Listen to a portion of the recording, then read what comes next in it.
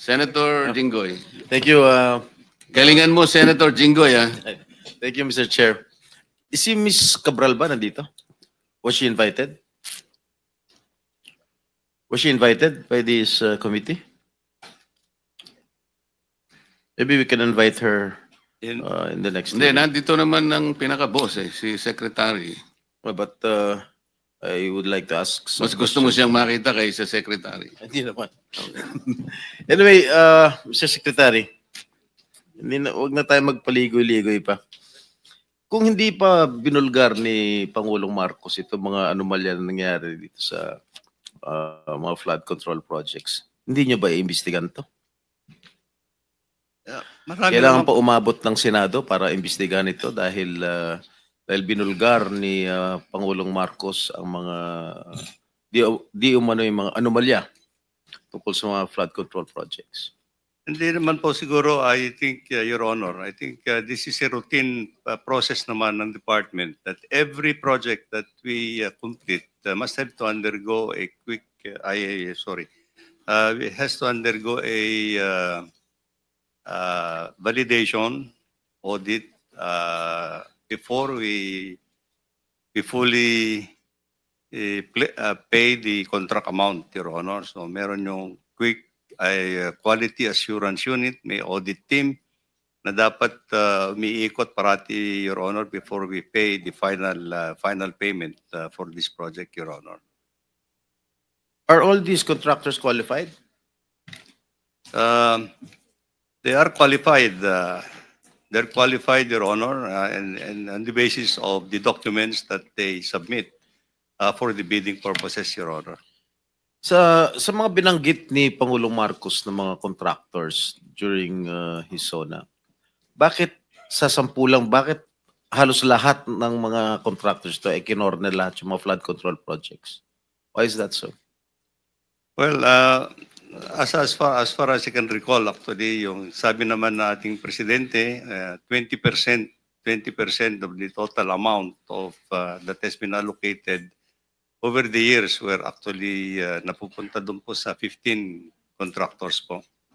So, marami pa naman po yung other contractors that have participated in the implementation of the flood control projects, but it's a little outstanding, as sabi ng ating presidente, that 20% of the total budgets that have been allocated for flood control napunta po doon sa 15.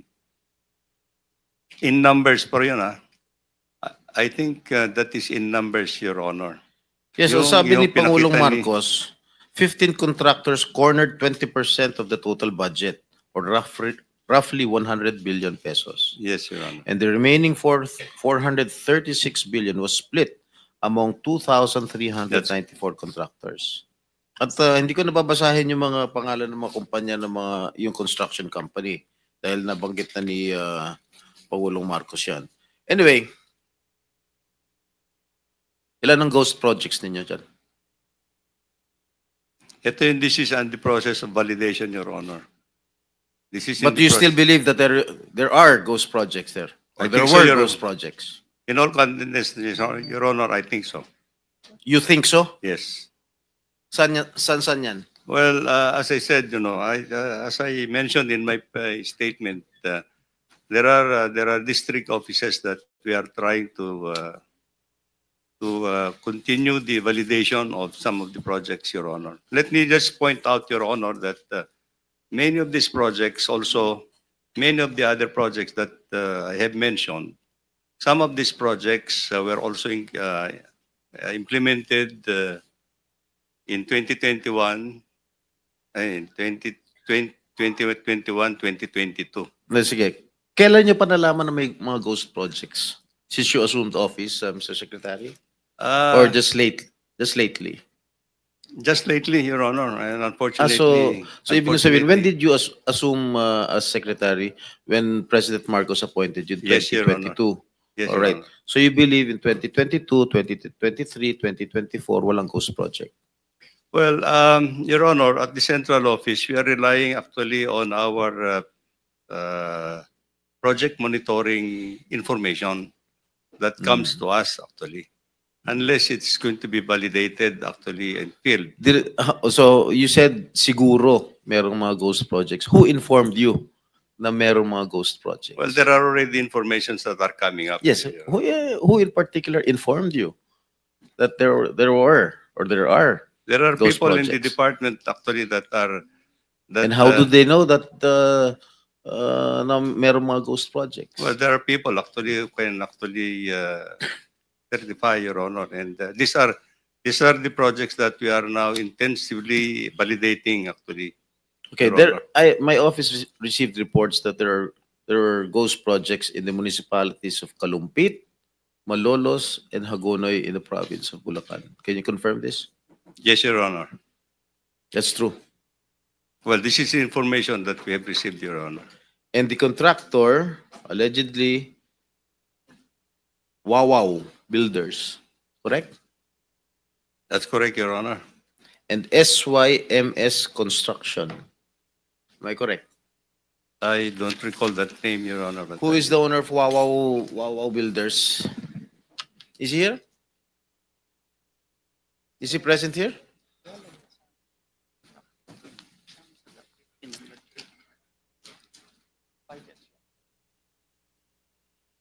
Senator Jinggoy was invited but walang reply as of now. May I know who is the legitimate owner of this construction company?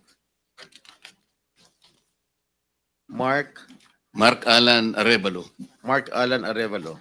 All right. I think the committee already will issue a subpoena. All right. So, sa aking palagay, itong mga ghost projects na nabulgar na ngayon, siguro inaayos na nila. Tama? Para hindi malata na ghost. And I don't think that they will have that capability anymore, Your Honor, because I think if these were ghost projects in the first place, they would not have delivered the time actually to do anything at this point in time. The records will show that if there is no project at all that was implemented and payment has been made, then it's on. Tapos na, nasunog na yung pera natin. That's actually. All right. Magkano ang anomaly. in-award dito sa Wawaw? Wawaw Builders. I don't have the figure right now, Mr. Chair, but I think it's predominantly. No. Meron mga figures dyan. Huwag niyo ako lulukuhin dito. Yeah. Labas niyo kung magkano yung in-award nito sa Wawaw Builders. Mga ghost projects. You'll wait for it.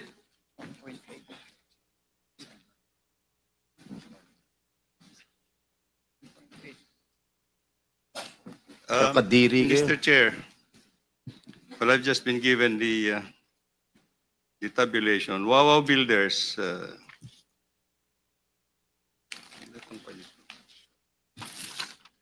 Wawaw Builders. The number of projects,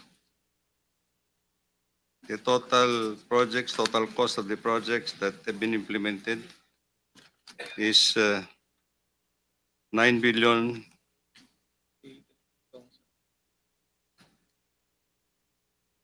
$9 million or 9 billion? 9 billion all over the country, Mr. Chair.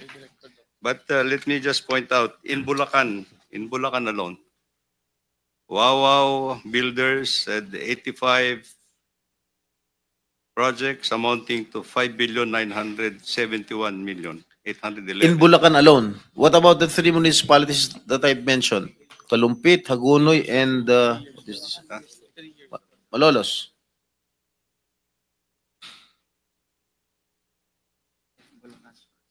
This is for Bulacan First Engineering District Office, Your Honor.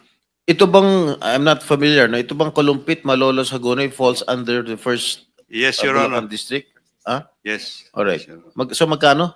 Yung sa Wawaw? 5,971,811,600. In Bulacan alone? In Bulacan First Engineering District, Your Honor.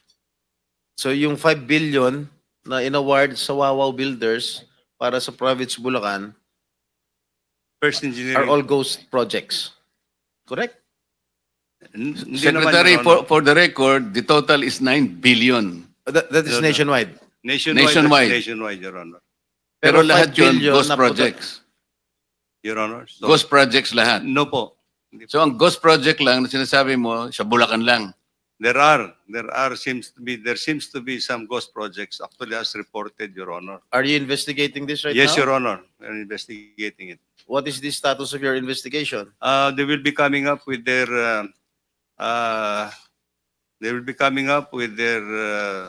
financial and physical report in 1 week's time, Your Honor, to my office.